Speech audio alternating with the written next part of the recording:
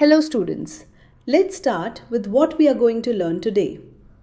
Our goals are to understand the solar system, understand how it formed, and learn about the Sun, the 8 planets and the space rocks. Now, what exactly is the solar system? It's the Sun and all the objects that move around it. This includes planets, moons, and other objects. How did the solar system form? It all started about 4.6 billion years ago. First, the Sun formed. Then the stuff around it came together to make planets. The leftover rocks became comets, asteroids, and meteors. Let's talk about the star of our system, the Sun. It's made mostly of hydrogen and helium gases.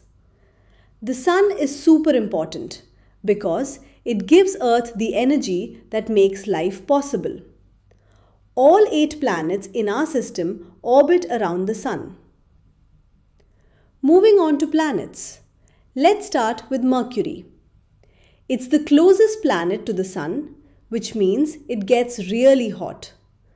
During the day, temperatures can reach up to 430 degrees Celsius. That's hotter than your oven at home. Next up is Venus. Venus is the second planet from the Sun. It is between Mercury and Earth. Even though it is farther from the Sun, Venus gets hotter than Mercury during the daytime. It becomes hot because it has a thick layer of gases surrounding it. Now we come to our home, Earth. It's the only planet we know that has life. This is because it's not too hot or too cold. It has water and air with oxygen. Earth also has one moon. Let's zoom over to Mars, the 4th planet from the Sun. It's called the red planet because its surface is covered in red dust. Mars has 2 moons orbiting around it. Jupiter is the 5th planet and the biggest one in our solar system. It's so big that all the other planets could fit inside it. Saturn, the 6th planet, is famous for its beautiful rings. These rings are made of ice and dust. Saturn also has 62 known moons. That's a lot.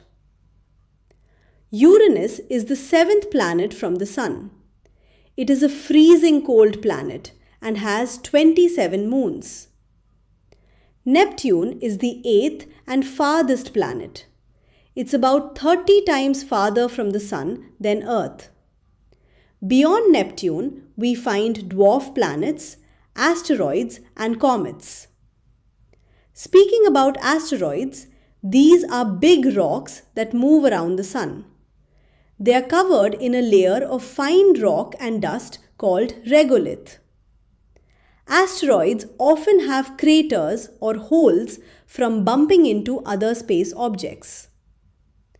And that is what our solar system is made of.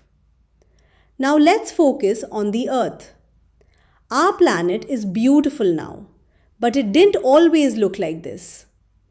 Scientists think Earth started as a huge ball of hot gases. As it spun, the outside cooled down and became hard.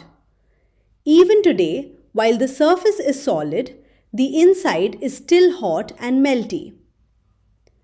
Earth has 3 main layers: the crust on the outside, then the mantle, and the core at the center. The core is super hot and under a lot of pressure.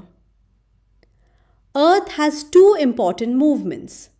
The first is rotation, which means the Earth rotates on its own axis from west to east. Axis is an imaginary line running from the North Pole to the South Pole. The Earth's axis is tilted at an angle of 23.5 degrees. The rotation of the Earth causes day and night. The second movement is revolution. This is when the Earth goes around the Sun in its own orbit. This is called revolution. It takes 365 days to complete one revolution. This duration is called a solar year. The revolution of the Earth around the Sun causes seasons. Here's a cool fact. An imaginary line called the equator divides Earth into two halves, the northern hemisphere and the southern hemisphere. Let's talk more about day and night. As Earth rotates, the side facing the Sun is bright, daytime, while the other side is dark, nighttime. Different parts of Earth move in and out of sunlight as it spins. As Earth rotates, different areas have different times. For example, when it's day in India, it's night in America because they are on opposite sides of the planet. Now, on to seasons. It's warmer in summer than in winter, and days are longer in summer. This happens because of Earth's revolution around the Sun. As Earth goes around the Sun, it's tilted to one side. When the North Pole is tilted towards the Sun, the South Pole is tilted away. Then it switches. The half of Earth tilting towards the Sun gets more sunlight and has summer. The half tilting away gets less sunlight and has winter. This means when the northern hemisphere has summer, the southern hemisphere has winter and vice versa. So, when it's summer in India, it's winter in Australia. The Earth's tilt affects the poles in a special way. During summer, the North Pole faces the Sun all day, getting constant sunlight. At the same time, the South Pole is in darkness. This results in 6 months of daylight and 6 months of nighttime at the poles each year. Imagine that. Places near the equator are different. They get lots of sunlight all year, even in winter. That's why these places are always hot and don't really have a winter season. But if you live far from the equator, like in Delhi, you'll notice a big difference between summer and winter. Places closer to the equator, like Chennai, don't have such big changes between seasons. And that's our journey through the solar system and a closer look at Earth.